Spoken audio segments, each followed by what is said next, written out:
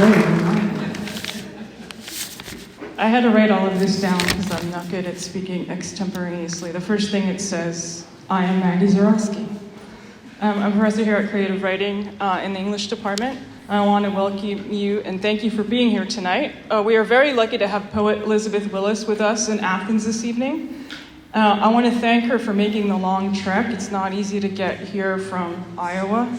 I'm also grateful to our very own Ellen Boyette, poet and graduate student, for agreeing to start the evening off with a short reading of her own work, especially since she studied with Elizabeth at Iowa. Before we begin, I wanted to thank all those who made this evening possible, especially Jamie Mays for her administrative and other practical support, including getting white chairs with backs here. So any of you who are stuck on those terrible stools, really you should take advantage of the labor of Jamie, and I did a little bit. Get a chair with a back, and none of us bite, unless you want us to, but also thank you to Katie Giha, director of the galleries at the Lamar Dodd Art School, who lent us the use of this wonderful space. Thank you also to Radical Kashyap, director of creative writing, who is now somewhere in the bowels of the AWP, but he agreed to all my demands for this evening, and for that I thank him. Last but not least, I'd like to acknowledge the very generous support of the Diann Blakley Visiting Poet Fund, without which there would be no reading tonight. Just to give you a heads up about the form of tonight's reading, Ellen will read first, then Elizabeth. There won't be any break between the readers, so if you need to use the bathroom or smoke a cigarette or search your bag for a flask, consider doing so now or when I am up here making introductions rather than when the poets are reading. Also, God, these jokes are not landing. I'm not gonna stop. Also, don't forget to turn your phones off. All right, now we're going into the reading. We're transitioning now. We're officially going. I am happy that Ellen Boyette will read for us tonight. I got to know some of Ellen's poetry very well last semester in my Forms of Autobiography seminar. What I loved most about Ellen's work was the fact that no matter what events instigated the writing of the poem, the words themselves always arranged a joyousness that seemed to supersede the reality that brought them to the page. I'm very excited that she will be reading new work for us tonight, and please welcome Ellen Boyette.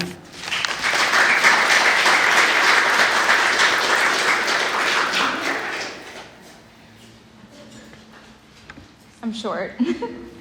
Thank you, Maggie. So I'm gonna read some new poems for you guys. It's the first time that I've ever read them in public, so hopefully it goes okay. This first one is called In the Brouhaha.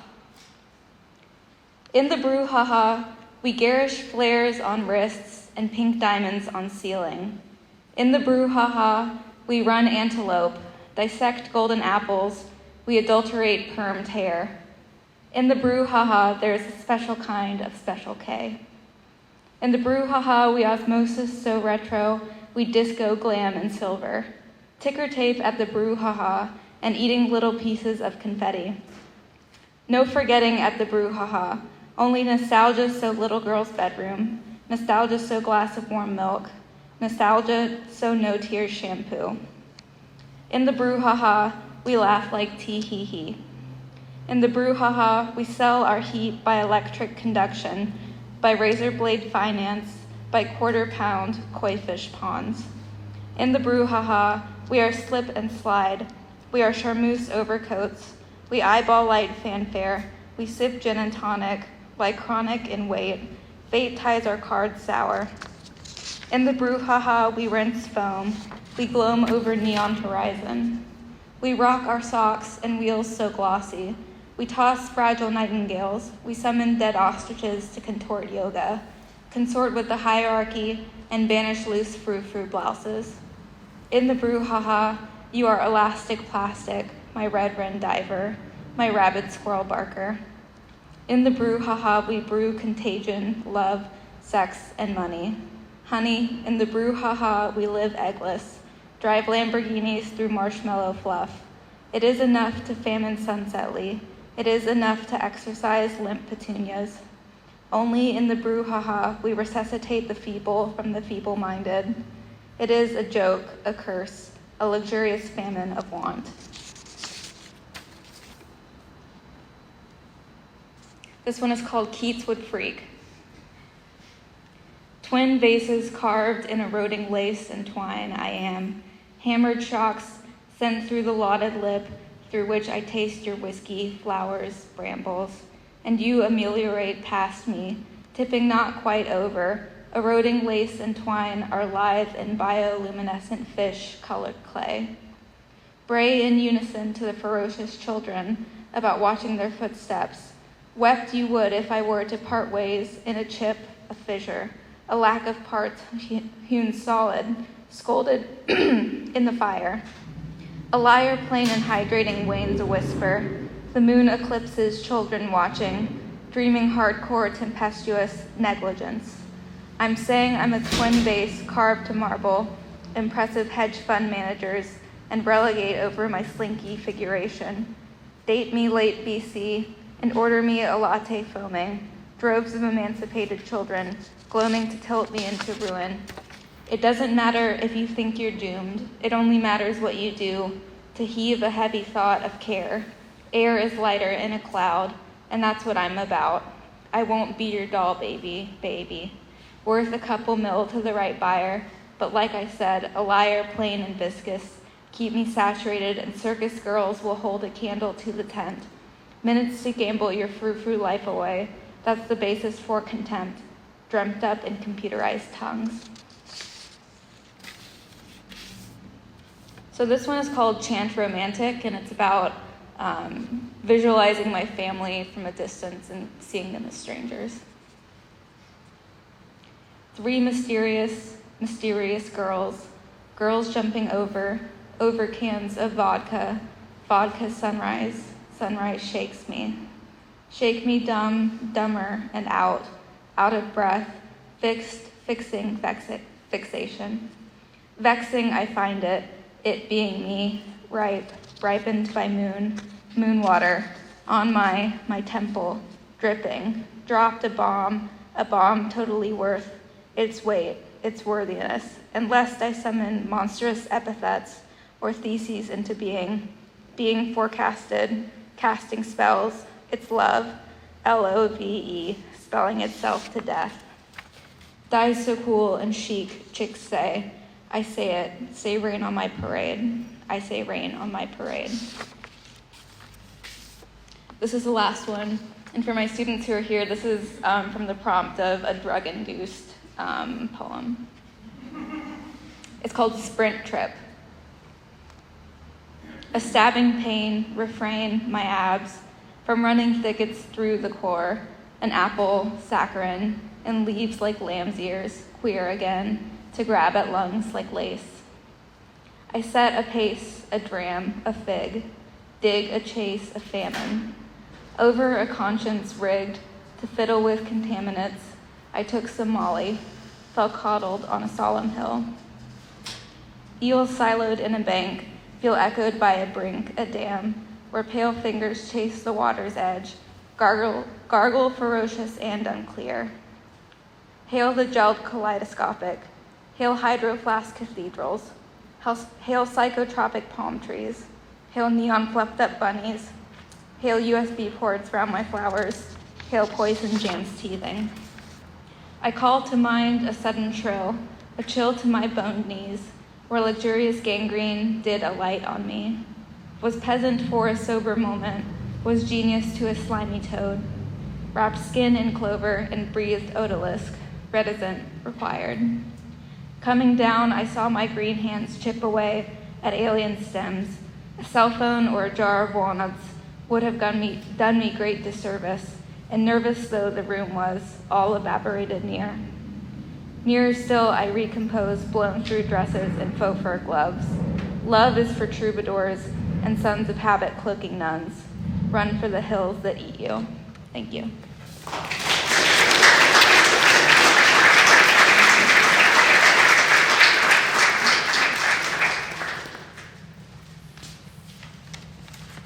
Thank you, Ellen. And did you really give them a prompt I did. to do drugs? I might sign up for the class. So this week, as my class and I were discussing Elizabeth Willis's poem, The Witch, I was already thinking about what to say to you all at this microphone when someone in the class drew our attention to the line, "A witch will neither sink nor swim," which in my head I immediately changed to, "A word will neither sink nor swim." And then I was plagued with the question of what it means for a word to neither sink nor swim, or for a witch to neither sink nor swim for that matter. Is this witch treading water? Is that word drowning face down at the water's surface? Is some useless pronoun standing cheekily in the shallow end wearing Speedos? Who's dead and what's alive? But if words neither sink or swim, and lines take us to the limit of meaning in Elizabeth's poems, it's because, as she writes in Friday, a word is a symptom of what can't be described, a promise, a premise. And maybe what can't be described are the promises that are always only provisional, the sexual, social, cultural formations that compose and decompose our lives and provide the music of these poems. Take, for example, the girl or girls, I'm not quite sure how many, in the poem The Oldest Part of the Earth, who are simultaneously compressed by and exceed the premise of some pact of girlhood. So we're only clay, blossom machines. Sure, I'll carry your latest worry. Sorry, it's not tripping in your favorite green.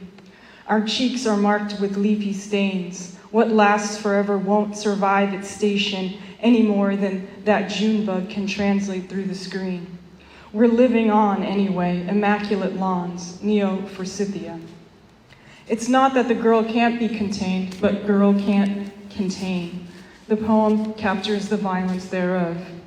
And if we get flummoxed by the flux of the poems, it's because the flux of the world outside the poem is paradoxically in stasis while moving, choosing perhaps sinking while swimming.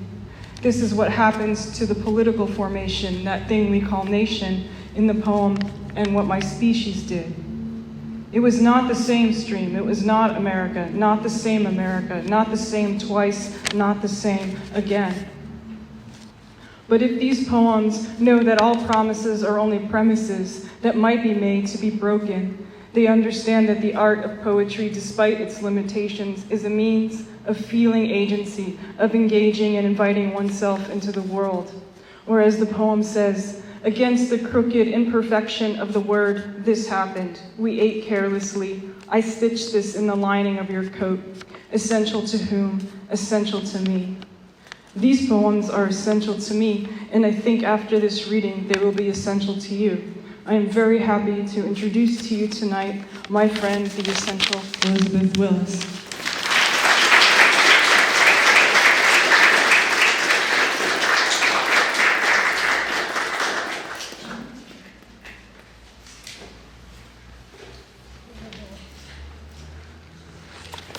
That was such a beautiful introduction and such a beautiful reading. Thank you all for being here. I think we're kind of constantly reminded that the most valuable thing we own is our attention, so I appreciate your bringing your attention into the room. I love this backdrop, by the way, it's perfect for a reading. Okay.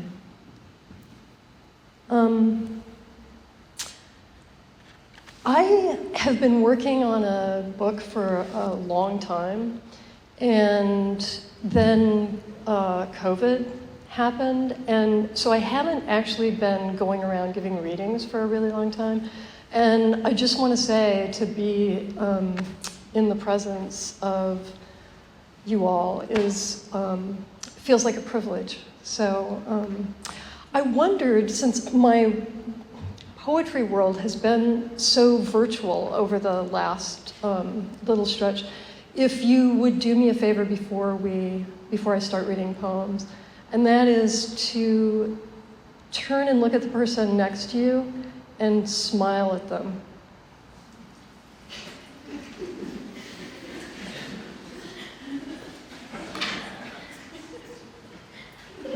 That's great. You could turn in the other direction now.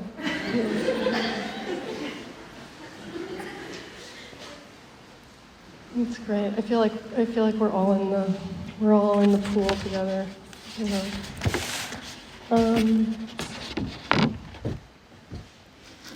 Maggie, did you forget your phone? That is the system. Oh, that's the system. Okay, so I should not rattle papers on it or something. Should speak directly into it. So many things. Okay. I'm gonna jump in. Plot. The second stage is sleeplessness. At first there was worry. The third stage is ordinary people. The fourth, what to do. The first stage is chaos. The second is invention. The steam engine, the napkin, the picnic table, money. First you were walking across a bridge, then you were flying, then you were sweeping the floor. First comes love, then nausea. First pleasure, just a little pinch. First the pupa, then the wings. Wordlessness, night. The first thing is labor. The second, we don't know. First comes water, then air, a hurricane, a sigh. Abigail, Norma, Lakeisha, Molly, Sylvia, Roxanne, Temperance, Emma, Delilah, Daphne, Wilhelmina, Georgette, landfall, rubble. The first stage was childhood. The second stage was Beatrice. The first stage was Beatrice. The second stage was hell. First the city, then the forest. The second stage was Virgil. The third stage was expurgated. The fourth went unnoticed.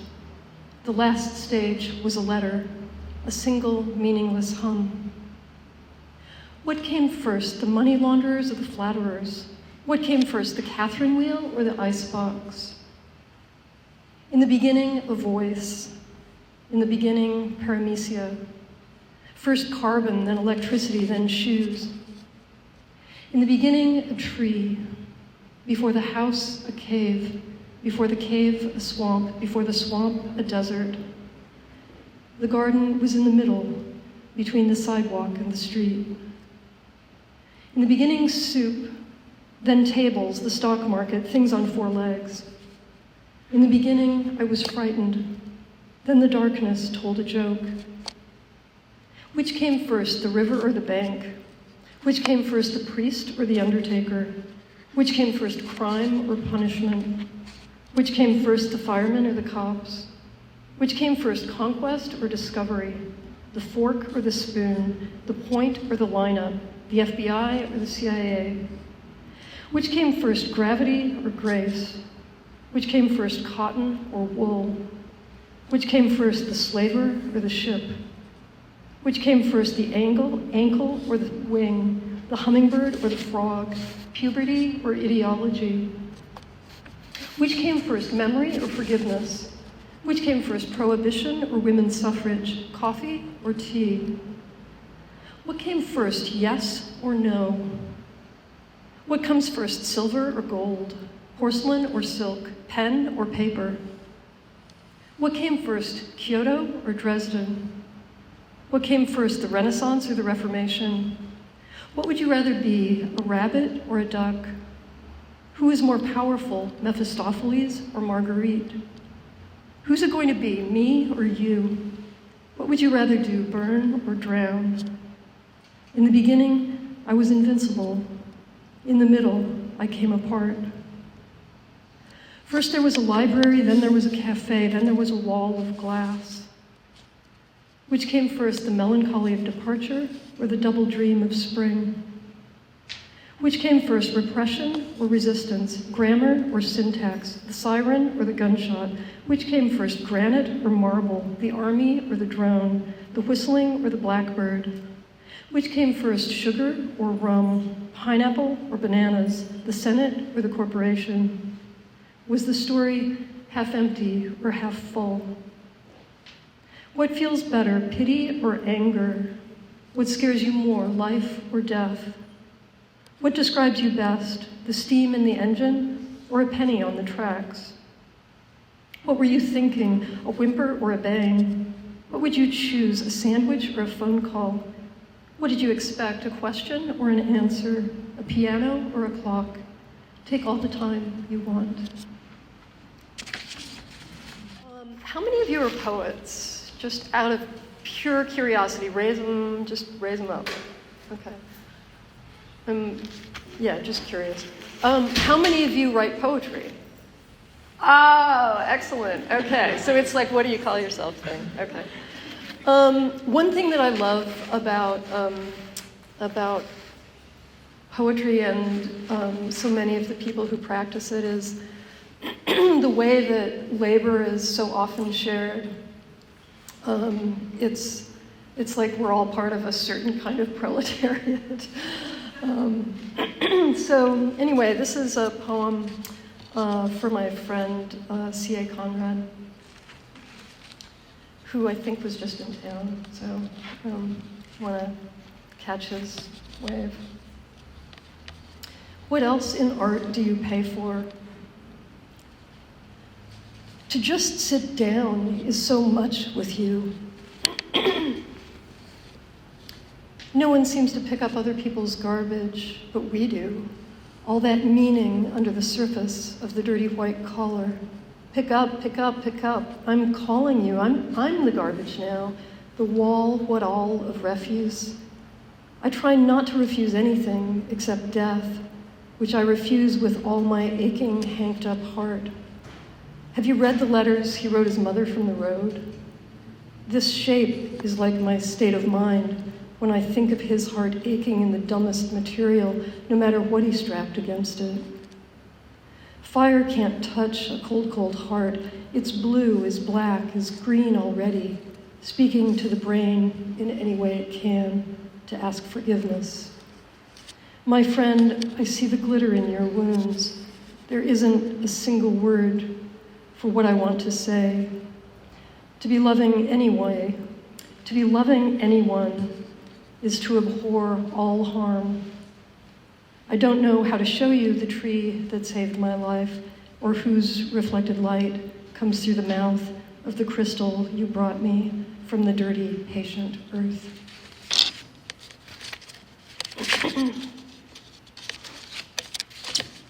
Another beloved poet died not too long ago, named Bernadette Mayer. I don't know if any of you have read Bernadette's work.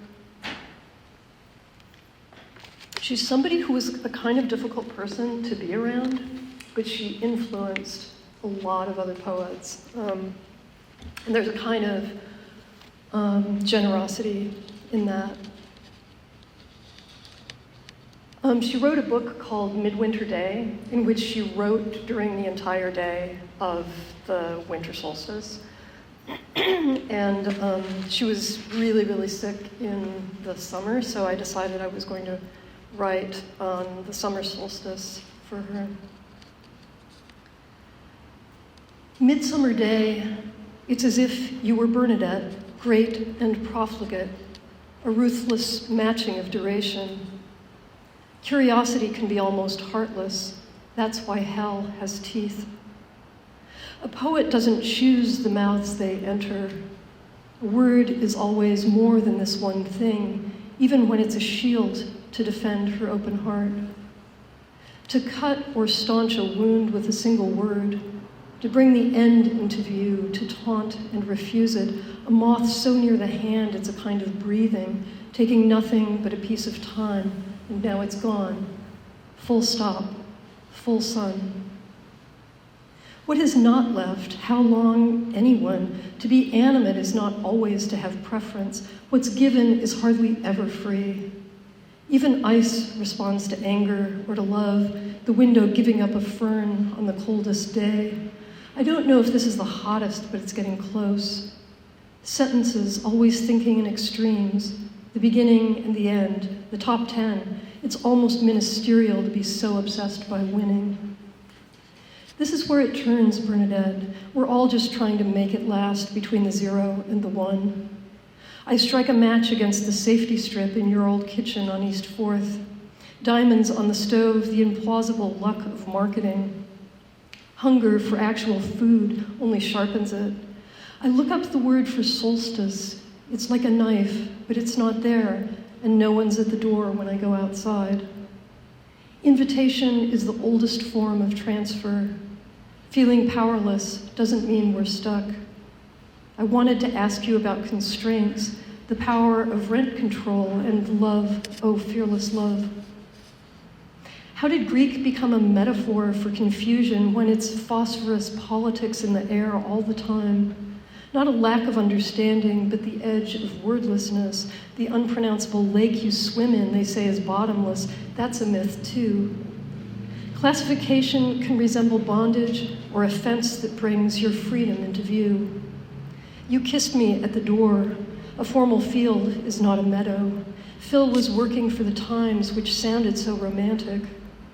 When someone asks me what I do, I still don't know what to say. Trees can feel more than anyone expected. Skin is the largest part of consciousness. The bees are quiet in the heat. You don't want music in the end. Sometimes it's almost too much to breathe. I'll try anything if something in me other than my brain says yes. Don't mistake vitality for ignorance or discretion for constraint, astonishment in small things. That's like something you once told me, with the nerves of a prize fighter, which doesn't make it easier to live.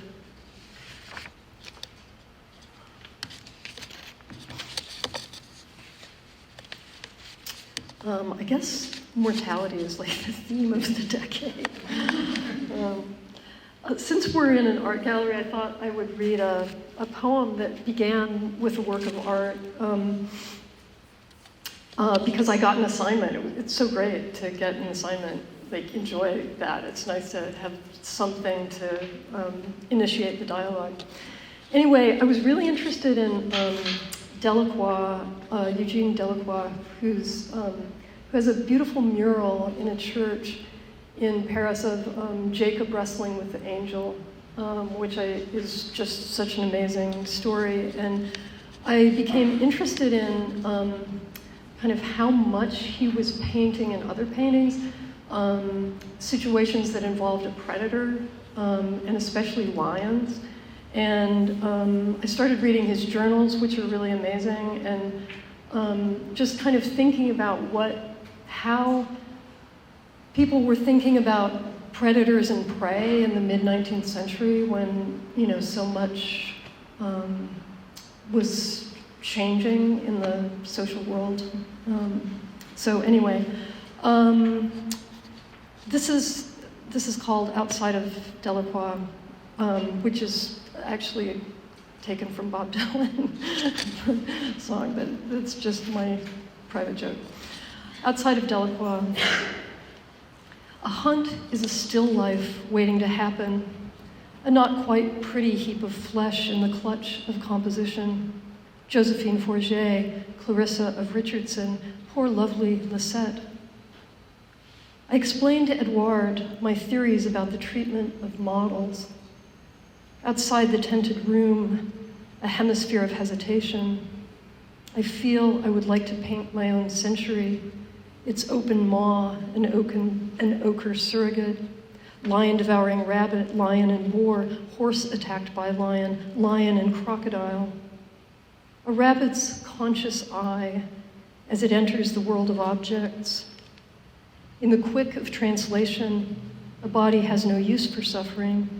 Even Jesus plays possum in the crowded boat at sea, then recoils as from a bullet while pretending to serve dinner, a commentary on the end of magic. Nothing is gratuitous in nature but beauty, which is not. That constable did me a world of good. I touch up the face, paint in the mountains.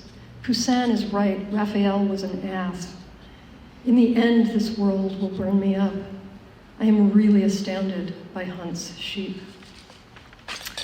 William Holman Hunt has this great painting of sheep that, I think wow, it's interesting. He's looking at what the other artist is doing from a completely opposite direction.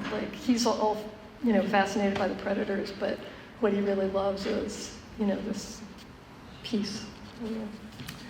I don't know how long I've been reading.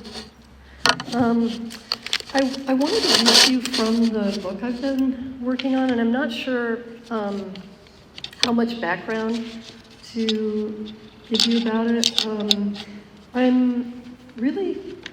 I've been really fascinated by American history and by the ways that it has been taught as involving inevitabilities and involving dichotomies like the sink or swim. And I think that a lot of that thinking gets replicated also in the 0 and 1 of computer thinking, like or not like, etc. And I've been interested in kind of looking back at history outside of constructions like Manifest Destiny, outside of constructions like what a Western movie does, and thinking about all the historical moments at which real people for a time did things differently, were not performing their stereotype, but thinking about all the possibilities for transformation that either live for a time or get passed over.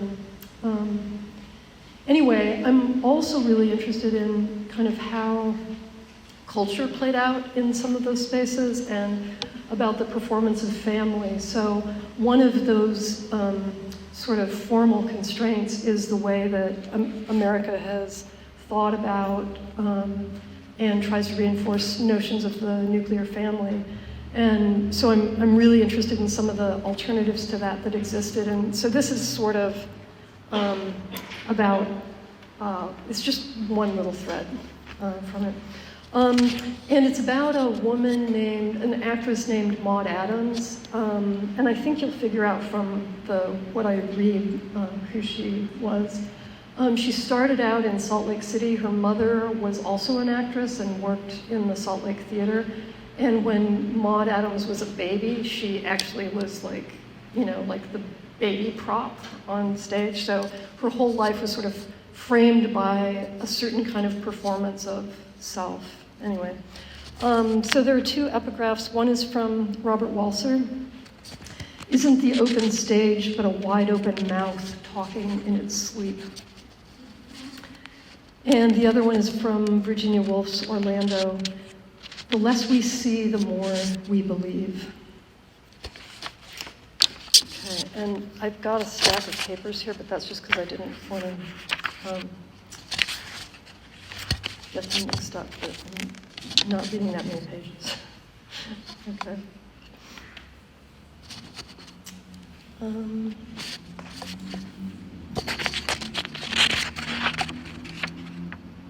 I'm just trying to see. I was thinking maybe I had to read this. I don't think I have to read that one because I just explained she was a baby. Deus Ex Machina. In a frontier theater, pine is painted to look like Eastern oak or Italian marble. A velvet drape smudges the boundary between what you're meant to see and what you're not. A theater is sacred. It has its own rules. A temple is a theater, a portal for enchantments. Someone builds the machinery whereby a god shapes the arc of events from behind a curtain. A god with 3 names and more than one person to love. A god who could make a girl pregnant with a glance, the brush of a wing against her belly. Little Maud Adams would fly from that performance to the Neverland of the Eastern Theater.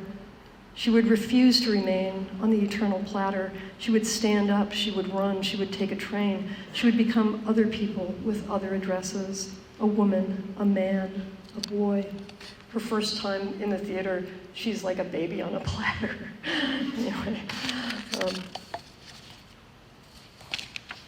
Hereafter. In her Eastern hereafter, Maud Adams would grow younger and younger. As a girl, she played a crone. As a woman, she became a handsome young officer. Briefly Napoleon, for a time Joan of Arc, definitively Peter Pan.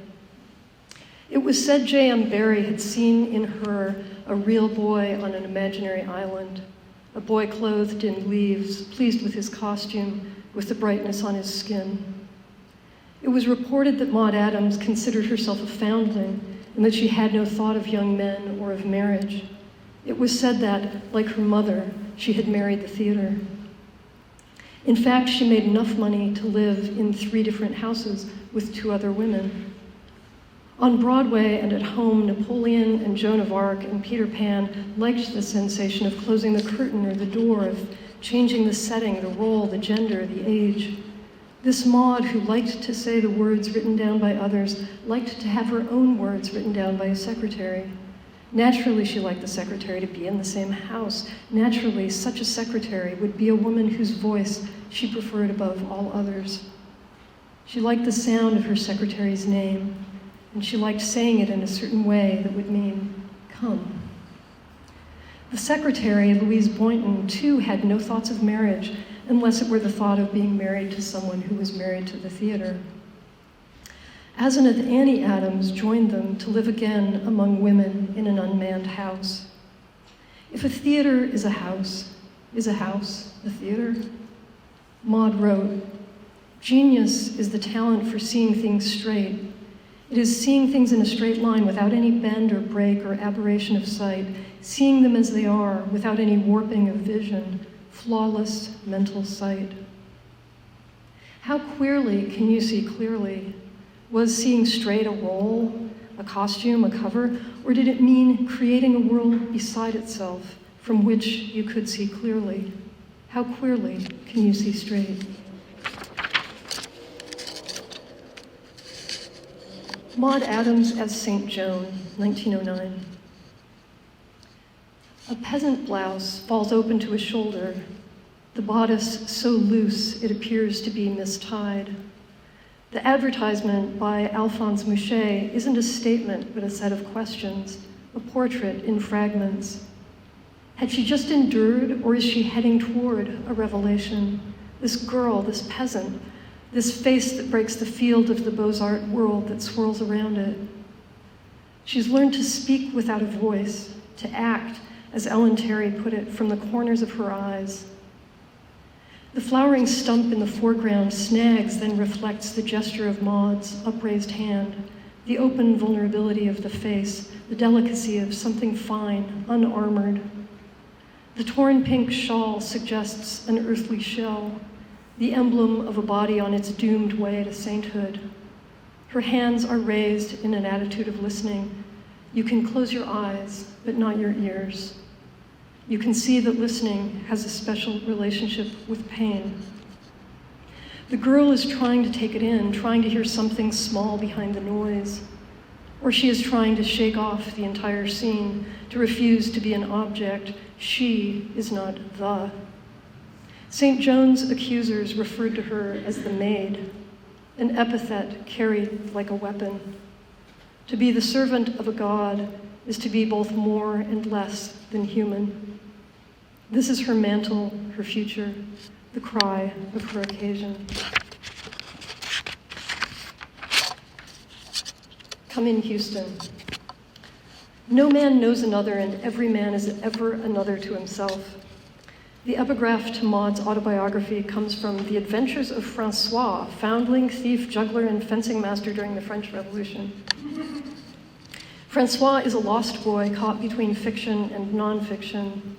What had Maud in common with foundlings, fencing masters, jugglers, or thieves? It is said that in the performance of family, everyone must share a community of fate or be cast forever into outer dark. The future of Maud's childhood was full of astronauts, men and women inhabiting new planets, and the unlucky few whose cord had been severed, who could only drift into the cold black space above the mountains. There are just a couple more. Never. In Peter Pan, Maud oversees a dominion made entirely of children, an alternative domestic arrangement of resemblance, affinities, and love. What is the boy's message? Believe, and you will have power over life and death. Believe, and you can save your friends. In the world outside the play, Maud's performance would attract a nation's worth of lost children and adults, including one night in 1909, the entire population of the Mormon Tabernacle Choir, to a dream they could barely remember the next morning. They would watch their lives unfold like a leaf in an allegory on a stage. They could think of the sky as inhabited by children who had no other way to escape, so they jumped. A play about the delicate webs of freedom and imagination would make its star the highest paid woman in the theater. Maud would be caught in it for the rest of her life. And this is the last one. My favorite. In her favorite publicity shot from Peter Pan, Maud appears stage center with her arms flung wide, fencing with Captain Hook. It's a gesture of righteous abandon. The lost boys are behind her, looking lost. Maud is dressed in knickers and boots and a big white shirt. The captain wears elevator shoes and a coat that fits like a little black dress. The girl in pants is thinking of Joan of Arc. In her heart, she's a girl saving France, loved by her troops. She's on a horse. She's more popular than the Pope. She has put the king of the world's sexiest country back on his sexy little stage. Before she's burned at the stake, she's placed in a room in a tower. It smells like a stable. One night, like Peter Pan, she leaps from the window, or rather he jumps like her. She said she preferred her flag to her sword. No one could remember what year she was born. That's it. Thank you.